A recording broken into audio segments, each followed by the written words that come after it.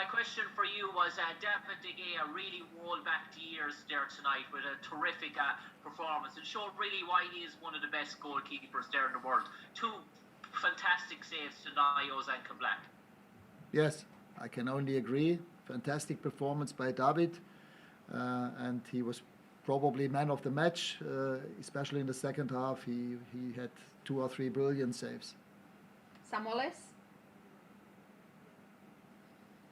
Hi Ralph, can you just tell us what you thought of the overall performance? And I know it's early days for you, but how you think the team are progressing towards your vision that you have for them? It was a completely different game compared to last Sunday, and this had also to do with the performance of our opponents. I think Norwich did extremely well.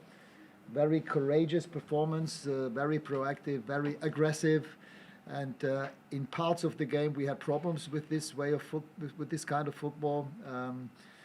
The body language, the intensity, the aggressiveness, especially in our offensive department, and by that I don't only mean the strikers but also the 2 number 10s. We didn't play on the same kind of intensity level as we did against Crystal Palace. But again, it also had to do with the way that Norwich played today.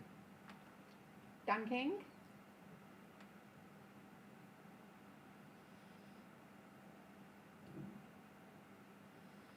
Hi Ralph. Could you just clear up what's happened with Victor Lindelof? Because he seemed to have some kind of chest pains. Is he okay? Is he going to hospital to be checked out? Yeah, he can't even remember himself how it happened, but I think that he had a collision with another player and he had problems to breathe for more than 10 minutes. His heart rate was higher than normal and therefore he was a little bit almost shocked. He didn't know how to deal with it.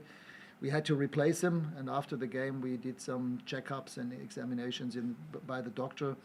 It seems everything is okay, but we still have to wait and see how he's doing by tomorrow. Hopefully he will be fit again for the game on Tuesday against Brentford. Jeremy Langdon? Yeah, hello Ralph. The performance seemed to lack a bit of energy tonight. A lot of passes were going astray. Why was that, do you think? Well, as I said, because Norwich played in a very proactive, aggressive way. In fact, they played like we played against Palace on Sunday. But still, it's a question: how do we deal with this kind of football that the other team is playing? And I would have wished we had more intensity up front, more physicality, more willingness to win the one-on-one duels. And I think we could have done better in certain parts of the game. In some parts it was good. I thought the whole defensive line and the 2 sixes, including David De Gea, did extremely well. Fred and Scott McTominay again played on a high level. The centre backs were good, the 2 fullbacks were good. And as I said, offensively we were also having some nice moves, but didn't always find the best possible solution in the first half.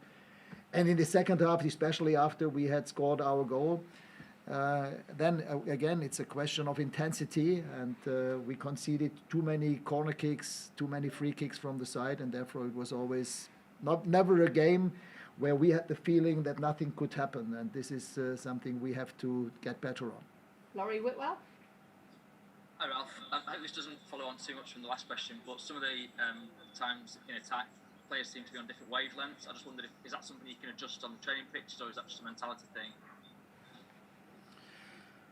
Yeah, I mean, tactically, we don't have that much time to work and improve the tactical level, but I don't think today it was a question of tactics or of distance to the teammates. It was more or less the one-on-one duels, offensively and defensively, and the second balls. A game like this against an aggressive team like Norwich, it's about who wins more second balls, who wins the one-on-one duels. And there was a sort of a difference between the different parts in the game and also the different parts in our formation.